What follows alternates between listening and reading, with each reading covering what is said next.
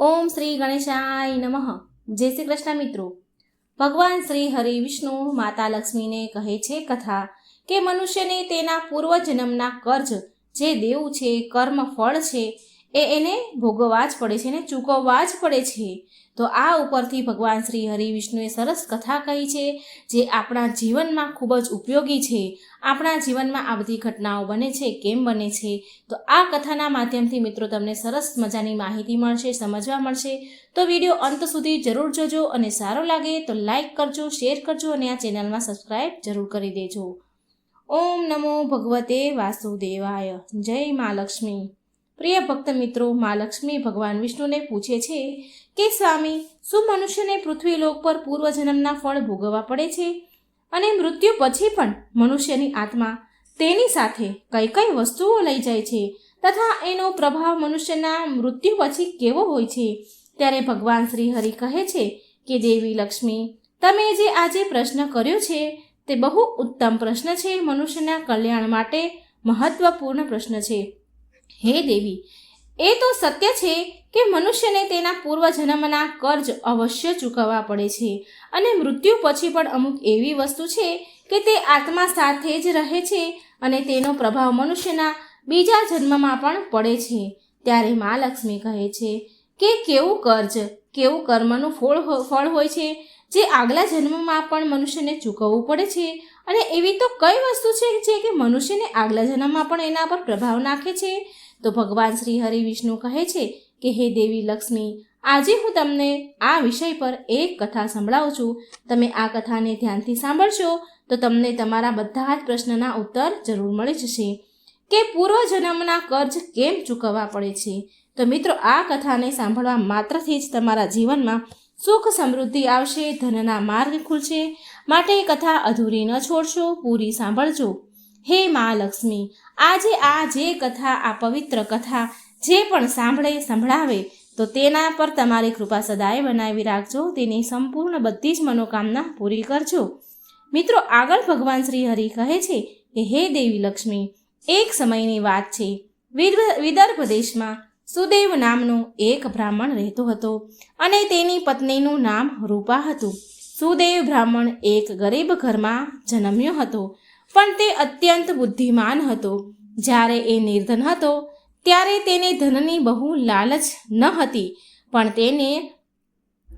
તેની જાત મહેનતથી જેમ જેમ તે ધન કમાવા માંડ્યો, જેમ જેમ ધન ભેગું થવા લાગ્યું, તેમ તેને દિવસે ને દિવસે રાત દિવસ ધનને વધારે વધારવાની ચિંતામાં ડૂબેલો રહેતો હતો.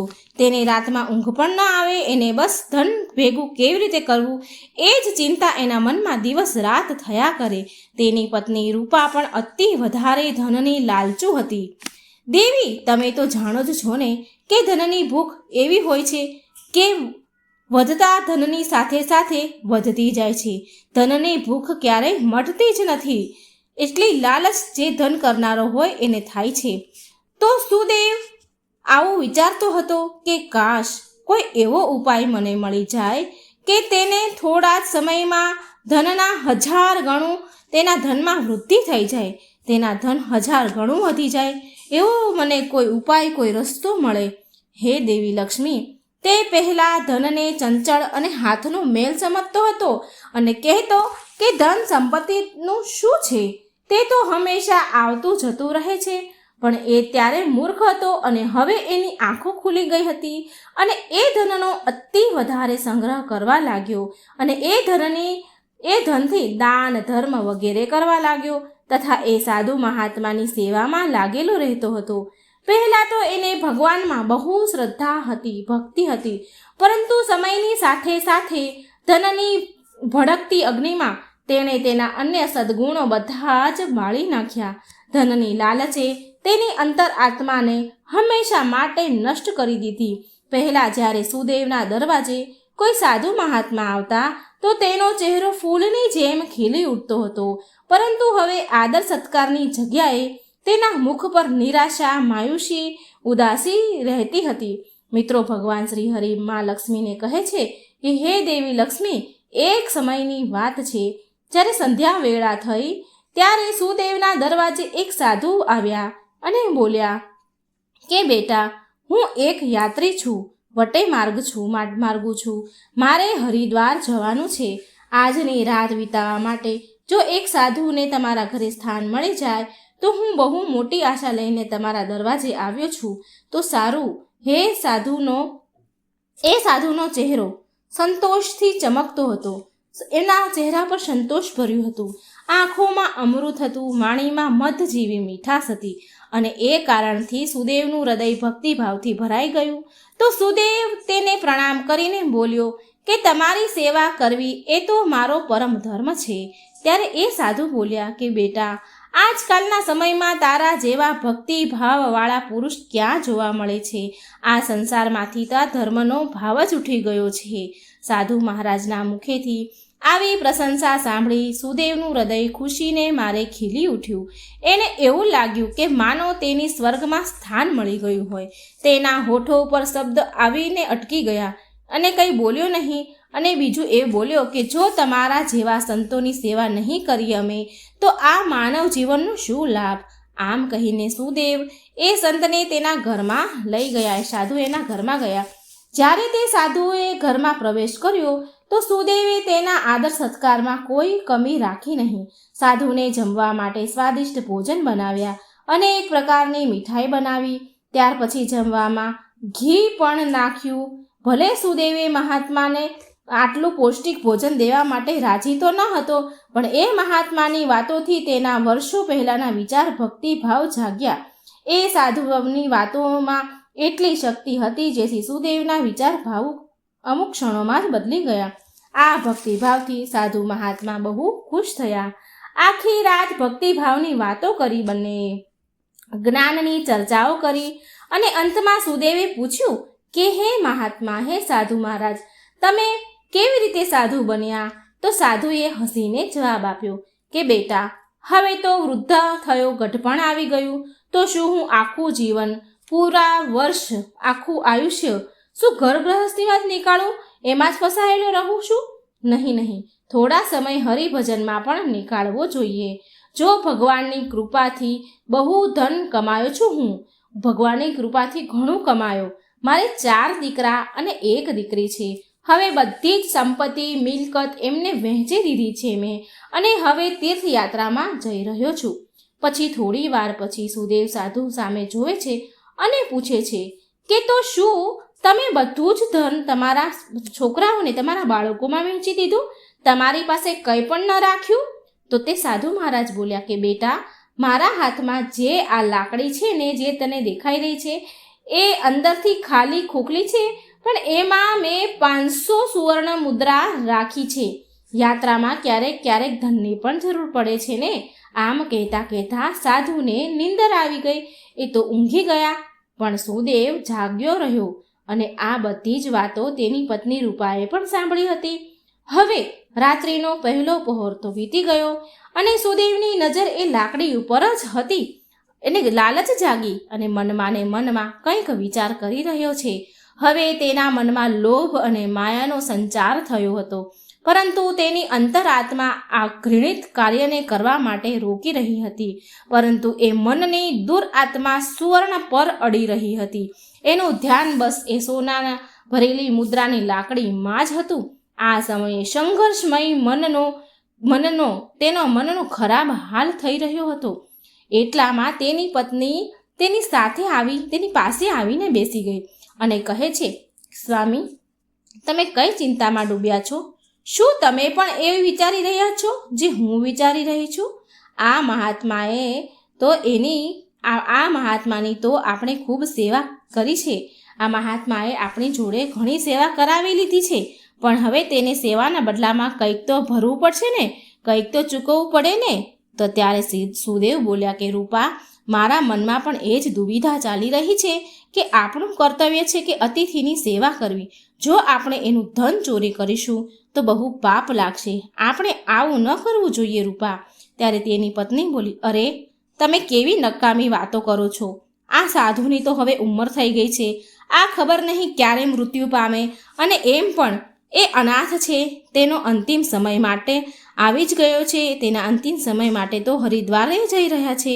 તમે તમારા મનને ન રોકો અને આ સુવર્ણ મુદ્રાને લઈ લો. મને તો એવું જ લાગે છે કે ભગવાનની પણ આવી જ ઈચ્છા છે અને માટે જ આ સાધુ અહીં આવ્યા છે.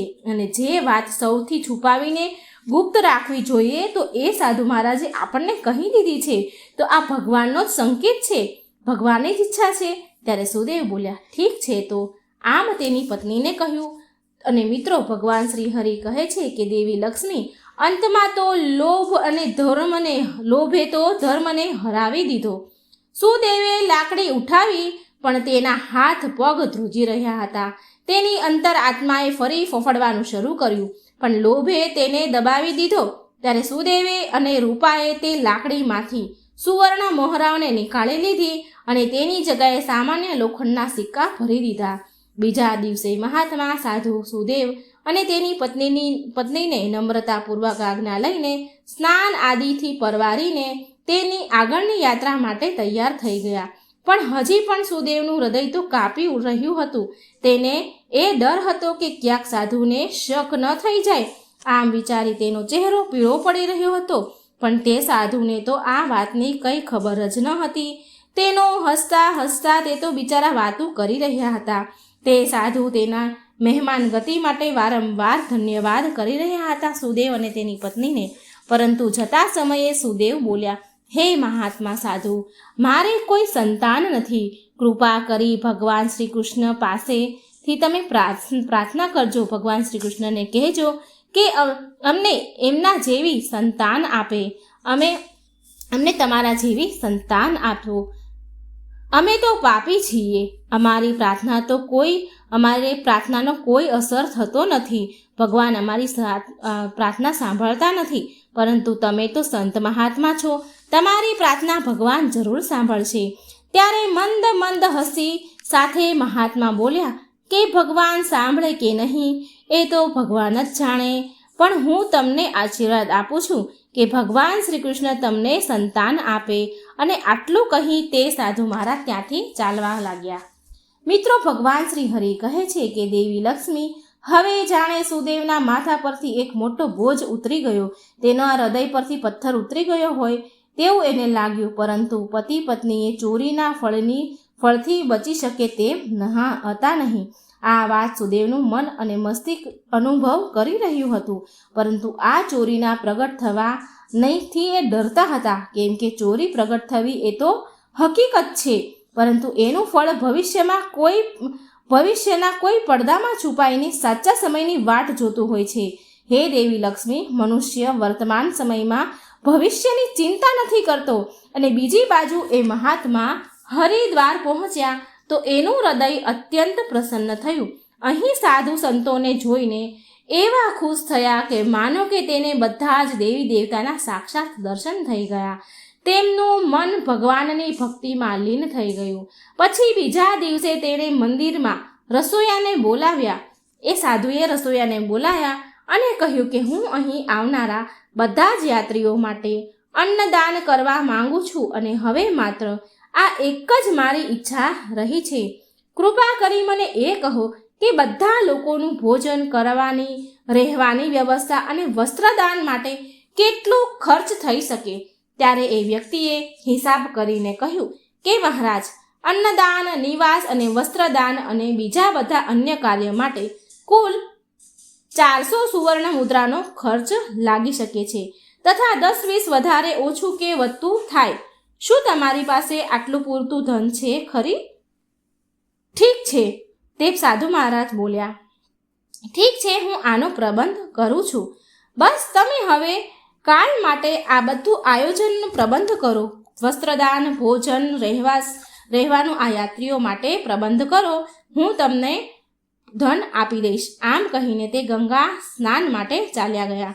પછી બીજા દિવસે તેમના કહ્યા અનુસાર એ રસોઈયાએ પૂરું આયોજન કર્યું. હરિદ્વારના પરિસરમાં બહુ ધૂમધામ અને ખુશીઓ સાથે અન્નદાન, વસ્ત્રદાન, ભજન વગેરે કાર્યો સંપન્ન કર્યા. ત્યાં હાજર બધા લોકો રાજી થઈ ગયા અને કહેવા લાગ્યા કે મહાત્મા પોતે તો ગરીબ છે, પણ દિલના કેટલા ઉદાર છે, અને જેની પાસે ધનની કોઈ કમી નથી હોતી એ તો વ્યર્થ દેખાવા કરે છે, લગ્ન પ્રસંગોમાં ઉડાડે છે, પરંતુ ધર્મના નામે એક ફૂટી કોડી પણ ખર્ચ નથી કરતા. આ એક નેક દિલ દયાવાન સાધુ છે, જેણે તેનો ધર્મ સમજ્યો અને ધર્મ સાથે ધનનો લોભ ન કર્યો. ત્યારે એમના વખાણ પ્રશંસા સાંભળીને મહાત્મા સાધુ બહુ ખુશ થયા.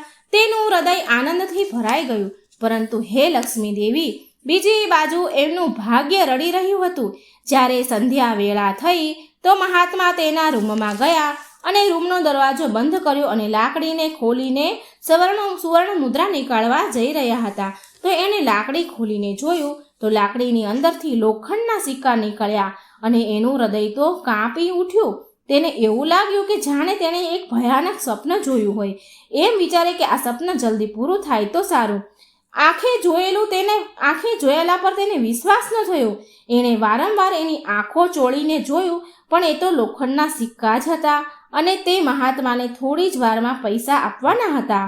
હવે તો તે ગભરાવા લાગ્યા, પરસેવો છૂટી ગયો, ધ્રુજવા લાગ્યા. એણે વિચાર્યું કે હવે શું થશે. અપમાન થવાની ઘટના એને નજર સામે દેખાવા લાગી અને ભગવાનને પ્રાર્થના કરવા લાગ્યા કે હે પ્રભુ, તમે મને ક્ષમા કરો. અને મહાત્મા ધ્રુજતા ઊભા થયા અને તેને અપમાન થવાનો વિચાર અપમાન થવા કરતાં પણ વધારે ભયંકર લાગવા લાગ્યો. એનામાં અપમાન સહન કરવાની શક્તિ ન હતી. એટલે એણે થોડી વાર સુધી વિચાર કર્યો. તેમણે અચાનકથી દરવાજો બંધ કરી દીધો અને સાથે તેની આશાના દ્વાર પણ બંધ થઈ ગયા. એ ખૂબ દુઃખી થયા. હવે શું કરું ગભરાવા લાગ્યા. મહાત્માએ ખાટલામાંથી દોરી નીકાળી અને પંખા પર બાંધી ગળાફાંસો ખાવા માટે તૈયાર થઈ ગયા. ત્યારે મહાત્માની અંતરાત્માથી અવાજ આવ્યો, એક ઉપદેશ આવ્યો કે અરે, આ તું શું કરી રહ્યો છે? આત્મહત્યા સૌથી વધારે નિંદનીય કર્મ છે. આવું ન કરવું જોઈએ. પણ નિરાશાએ બધી જ બાજુથી હરાવી દીધા હતા. 500 સુવર્ણ મુદ્રા આપવી એટલે કોઈ રમત વાત હતી નહીં. 500 સુવર્ણ મુદ્રા ઘડીક વારમાં જ એ રસોઈયો લેવા આવવાનો હતો. પણ હવે એ શું કરે? આમ નિરાશ થઈ ગયા. બધી જ બાજુથી એના આશાના દરવાજા બંધ થઈ ગયા. તે મહાત્માનો ચહેરો મરેલા માણસની જેમ સફેદ પડવા લાગ્યો. ત્યારે તેણે ખાટલા પર ચડીને તેના ગળામાં ફાંસીનો ફંદો નાખ્યો અને પગથી ખાટલાને ધક્કો મારી અને મહાત્મા ફાંસી પર લટકી ગયા. ગળા ફાંસો ખાઈ લીધો. તેનું મૃત્યુ થઈ ગયું. જ્યાં સવારે સુખપૂર્વક શાંતિ છવાઈ હતી હરિદ્વારના પરિસરમાં, પણ કોને ખબર હતી કે રાત આટલી દુઃખદ હશે. થોડી વાર પછી આ ઘટનાની ચારેય બાજુ અફડાતફડી મચી ગઈ. આ બધું જોઈને એ રસોયાએ મહાત્માના અંતિમ સંસ્કાર કર્યા. પણ રસોયાને આ બધું ખર્ચ પોતાને જ ઉઠાવવું પડ્યું. 500 સુવર્ણ મુદ્રાનું જે લાગ્યું હતું ખર્ચ, એ બધું રસોયાએ ઉઠાવ્યું. મહાત્માના અંતિમ સંસ્કાર કર્યા અને પછી ફરી ભગવાનનું નામ લઈને તેના કામમાં લાગી ગયો. મિત્રો, ભગવાન શ્રી હરિ કહે છે કે હે લક્ષ્મી દેવી, એ મહાત્મા તો મરી ગયા, પણ તેનો આશીર્વાદ હજી જીવતો હતો. એ વર્ષની અંદર એ બ્રાહ્મણના ઘરે ચોર સુદેવને પુત્રનો જન્મ થયો.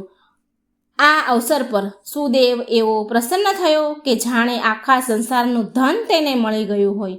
હવે એ અંધારામાં પ્રકાશ છવાઈ ગયો હતો. તેના પગ ધરતી પર પડી રહ્યા ન હતા. તેણે તેના બાળકના નામકરણ સંસ્કાર બહુ ધામધૂમથી કર્યા. આ અવસર પર તેણે આખા નગરને ભોજન કરાવ્યું.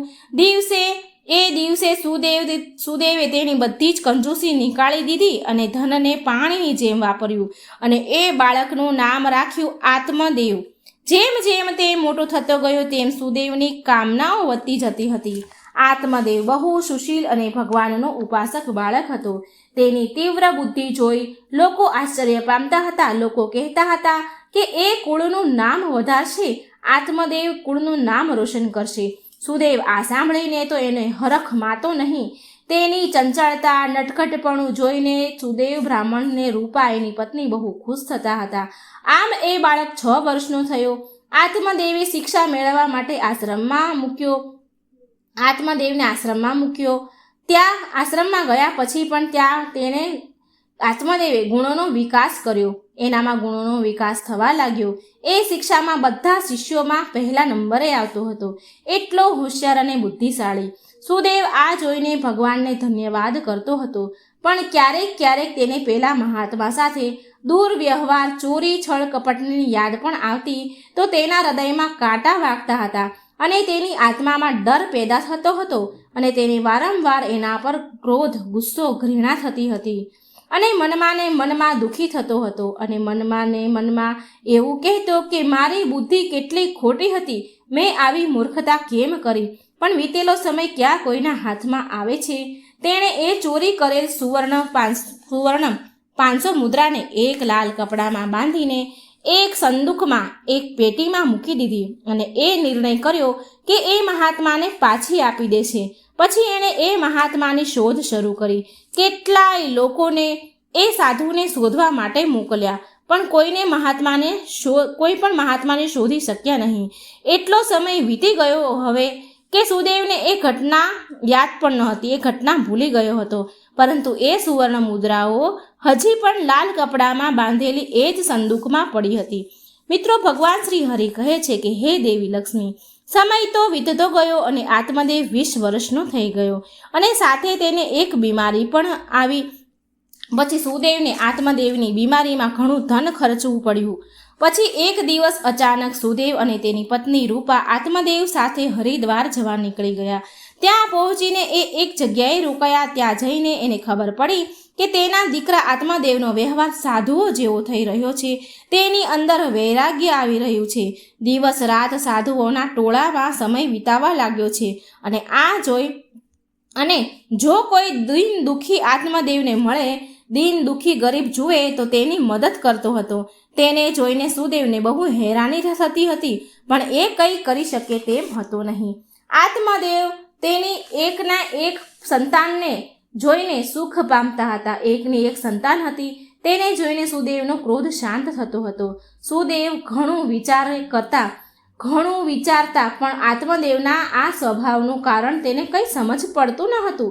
પછી બીજા દિવસે સંધ્યા સમયે આત્મદેવ ભજન થતા હતા એ જગ્યા પર જઈ રહ્યા હતા તો રસ્તામાં એને એક વૃદ્ધ આદમી રડતા જતો હતો. વૃદ્ધ આદમી મળ્યો. ત્યારે આત્મદેવ આશ્ચર્યથી એને પૂછે છે કે ભાઈ, કેમ રડો છો તમે? ત્યારે એ વૃદ્ધ માણસ કહે છે કે બેટા, હું શું કહું તને, કહેતા મને શરમ આવે છે. જો તારે જાણવું જ છે તો સાંભળ. હું ગંગાજીમાં જઈને હું મારું જીવન ટૂંકાવા જઈ રહ્યો છું, કેમ કે મને વ્યાપારમાં ખોટ ગઈ છે અને મારા ઉપર બહુ કર્જ દેવું થઈ ગયું છે.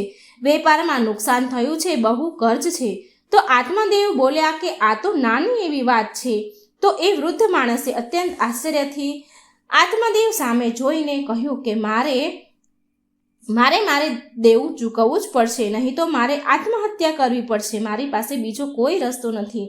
તો આ સાંભળી આત્મદેવ થોડી વાર તો ચૂપ રહ્યા અને એ મૌન દુર્ભાગ્યવશ એ વૃદ્ધ માણસ માટે એક ઉમ્મીદ આશા બની ગયું હતું. તેના આંસુ થંભી ગયા અને આત્મદેવે પૂછ્યું કે તમારે કેટલા ધનની જરૂર છે? કૃપા કરી મને કહો. મિત્રો, જ્યારે વ્યક્તિ નિરાશ હતાશ હોય છે ત્યારે તેને હરેક પગલે આશા, ઉમ્મીદ દેખાય છે, ઉમ્મીદ જાગે છે. તે વૃદ્ધ માણસે હિસાબ કરીને જવાબ આપ્યો અને કહ્યું કે મારા માથા પર લગભગ 500 સુવર્ણ મુદ્રા જેટલું દેવું છે, કર્જ છે. આ સાંભળી આત્મદેવ ફરી થોડી વાર માટે ચૂપ રહ્યા. પછી એણે કહ્યું કે મહારાજ, તમે ચિંતા ન કરો, તમે માત્ર આ ગંગાના તટ પર મારી વાટ જુઓ. બસ હું હમણાં જ આવું છું. તમારી માટે હું ગમે ત્યાંથી ધનનો સંગ્રહ કરી લાવીશ. ત્યારે વૃદ્ધ માણસ થોડા શાંત થયા, રડતા બંધ થયા અને બોલ્યા, બેટા, અહીં પાસે જ મારી એક ધર્મશાળા છે, તું ત્યાં આવી જજે. પછી એ સમયે આત્મદેવ ભાગતા દોડતા પાછા ગયા જ્યાં એ રોકાયા હતા. એનું હૃદય વ્યાકુળ હતું. તે ચિંતામાં હતા. એ એવું વિચારતા હતા કે જેટલી જલ્દી બની શકે તેટલું એ વૃદ્ધ માણસનું સંકટ દૂર કરી દઉં. અને એ કોઈ દિવ્ય શક્તિથી વિશ્વાસ થયો એને કે તે વૃદ્ધ માણસની સહાયતા કરવી એ મારો ધર્મ છે. આવો દ્રઢ વિશ્વાસ એને થયો. એ એક વિશેષ ભાવ સાથે તેના રહેઠાણ એટલે કે જ્યાં હરિદ્વારમાં તે રોકાયો હતો એ સ્થાન પર ગયા. ત્યાં પહોંચ્યા ત્યારે તેના માતા પિતા સુદેવ અને રૂપા ત્યાં હતા નહીં. તે ક્યાંક બહાર ગયા હતા. હવે આત્મદેવને નો રસ્તો એકદમ સાફ થઈ ગયો હતો. એણે જે સંદૂકને તાળું માર્યું હતું તેને પથ્થરથી તોડી નાખ્યું અને સંદૂકમાં ધન શોધવા લાગ્યો કે કંઈક પૈસા રૂપિયા મળી જાય. તો તેને એ લાલ કપડામાં બાંધેલી પોટલી જે સુવર્ણ મુદ્રામાં વીંટીને સુદેવે મૂકી હતી એ પોટલી તેને મળી. એણે એ પોટલી ધ્રુજતા હાથે એ પોટલી ખોલી તો એનું મન કમળની જેમ ખીલી ઉઠ્યું, કારણ કે એ લાલ રૂમાલમાં 500 સુવર્ણ મુદ્રા હતી. હવે આ એ જ સોનાની સુવર્ણ મુદ્રા હતી જેણે સુદેવે તે સાધુ મહાત્મા પાસેથી ચોરી કરીને મૂકી હતી. જ્યારે એ મુદ્રા એ આત્મદેવે ગણી તો એ પૂરી 500 મુદ્રા હતી. એનું મન તો બહુ પ્રફુલ્લિત થયું, ખુશ થઈ ગયું અને એણે એ સુવર્ણ મુદ્રા તેના ખીચામાં નાખી અને તે લાલ કપડું પાછું સંદૂકમાં મૂકી દીધું. અને ખુશ થઈને એ વૃદ્ધ માણસ પાસે આત્મદેવ ગયો અને તેને મુદ્રાઓ આપી. મિત્રો, ભગવાન શ્રી હરિ શ્રી લક્ષ્મી દેવીને કહે છે કે તમારા પહેલા પ્રશ્નો અનુસાર દરેક વ્યક્તિને પૂર્વજન્મનું કર્જ ચૂકવવું જ પડે છે.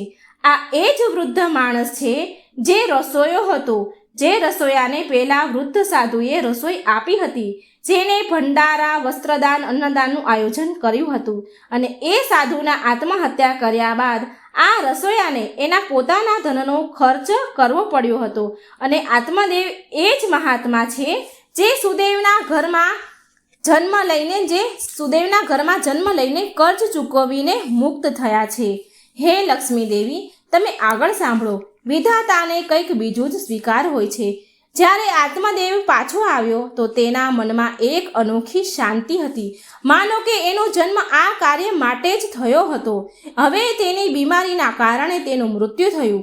જ્યારે બીજા દિવસે સવારે આ વાત સુદેવ અને તેની પત્ની રૂપાને ખબર પડી તો તેના પુત્રનું મૃત્યુ પામ્યું છે તો દુઃખના કારણે તેનું હૃદય અત્યંત પીડાથી ભરાઈ ગયું અને નિરાશા સાથે તે પણ તેના પ્રાણ તેમણે ત્યાગી દીધા.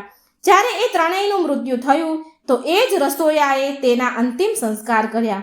હે દેવી લક્ષ્મી, જ્યારે એ ત્રણેયની આત્માને યમરાજાના દરબારમાં લાવવામાં આવી તો ત્યારે યમરાજાએ આત્મદેવને સ્વર્ગમાં મોકલી દીધા અને બીજી બાજુ બ્રાહ્મણ સુદેવ અને તેની પત્ની રૂપાને ઘોર નરકમાં નાખ્યા. પછી એ બંનેને અપંગ બનાવીને ધરતીલોક પર કૂતરાના રૂપમાં જન્મ આપ્યો, પાછા મોકલ્યા ધરતીલોક પર. જે પણ મનુષ્ય તેના જીવનમાં કર્જ નથી ચૂકવતા એ જન્માંતર સુધી તેના કર્મોના ફળ ભોગવતા રહે છે. માટે મનુષ્યએ ક્યારેય કોઈ પણ પ્રકારનું અહેસાન, કર્જ ચૂકતે કરવું જ જોઈએ. કોઈ પણ પ્રકારનું કર્જ રાખવું ન જોઈએ. મિત્રો, ભગવાન શ્રી હરિ કહે છે કે હે દેવી લક્ષ્મી, તમારા બીજા પ્રશ્ન અનુસાર 5 એવી વસ્તુ છે જે શરીરને છોડ્યા પછી પણ આત્માને સાથે રહે, શરીરને છોડતી નથી અને મૃત્યુ બાદ પણ એ આત્મા સાથે જ રહે છે. ત્યાર પછી આત્મા બીજા શરીરમાં પ્રવેશે છે તો આ વસ્તુ આત્મા સાથે નવા શરીરમાં પ્રવેશે છે. કામના એ પહેલી વસ્તુ છે કે એ આત્મા સાથે જ રહે છે અને બીજા જન્મમાં પણ આત્મા સાથે બીજા શરીરમાં પ્રવેશે છે. બીજી વસ્તુ છે કર્મ. મનુષ્ય આ જન્મમાં પુણ્ય કર્મ અને સારા કર્મ કરે છે તો આગલા જન્મમાં પણ તેને સુખ, શાંતિ, સમૃદ્ધિની પ્રાપ્તિ થાય જ છે. અને બીજી તરફ જો મનુષ્ય કુકર્મ કરે છે તો આગળના જન્મમાં એ મનુષ્યને નરક રૂપી જીવન જીવવું પડે છે. જે કારણથી એવું કહેવાય છે કે કર્મની ગતિ એવી હોય છે કે જે 7 જન્મ સુધી પીછો નથી છોડતી. ત્રીજી વસ્તુ છે વાસના. વાસના પણ કામનો જ એક પ્રકાર છે. વાસના એક એવી વસ્તુ છે જેનો કોઈ અંત નથી. મૃત્યુના ઉંમરે આવેલા લોકો પણ મૃત્યુ જે પામવાના હોય એ સમય પર આવેલા લોકો પણ વાસનાથી મુક્ત નથી થતા. આ સાંસારિક સુખની ઈચ્છા વાસના કહેવાય છે. મન, શાંતિ અને જ્ઞાન જ એક એવી વસ્તુ છે જે વાસનાથી મુક્તિ અપાવી શકે છે. ચોથી વસ્તુ છે સ્મૃતિ કે જ્ઞાન. બુદ્ધિમાન મનુષ્ય હંમેશા બુદ્ધિમાન અને વિવેકશીલ રહે છે, જે કારણથી એને જલ્દી મુક્તિ મળે છે. અને 5મી વસ્તુ છે દેવું, કર્જ. આ એવી વસ્તુ છે કે જે મનુષ્યના મરવા પછી પણ તેનો પીછો નથી છોડતી. જો કોઈ પાસેથી કર્જ લીધું છે તો એને મરવા પહેલાં જરૂર ચૂકવવું જોઈએ. લીધેલું કર્જ અને દીધેલું કર્જ જન્માંતર સુધી એ મનુષ્ય સાથે જ રહે છે. જો કોઈ મનુષ્ય કર્જ લઈને મરે છે તો તે એનું કર્જ પર લોકમાં પાછું માંગવામાં આવે છે, સાથે તેના કર્જ પ્રમાણે સજા પણ મળે છે. આટલું જ નહીં, પણ પુનર્જન્મમાં એ કર્જના ભરણ માટે એ મનુષ્યના શરીરના કોઈ પણ હિસ્સાને અપંગ બનાવવામાં આવે છે. આગળના જન્મમાં એ જરૂર મળે છે. આગળનો જે મળવાનો હોય જન્મ, તેમાં પણ એ વ્યક્તિ સુખ સુવિધાથી દૂર રહે છે અને હંમેશા એના જીવનમાં અસફળ જ રહે છે. તો મિત્રો, આ હતી કે મનુષ્યને જે પણ કર્જ છે, કર્મના છે, કુકર્મના છે કે પૈસાના છે, કોઈ પણ કર્જ છે એ ચૂકવવા જ પડે છે. તો મિત્રો, જો તમને વાર્તા સારી લાગે, વિડીયો સારો લાગે તો લાઈક કરજો, શેર કરજો અને આ ચેનલને સબસ્ક્રાઈબ કરવાનું ભૂલશો નહીં. ઓમ નમો ભગવતે વાસુદેવાય. જય શ્રી કૃષ્ણ. રાધે.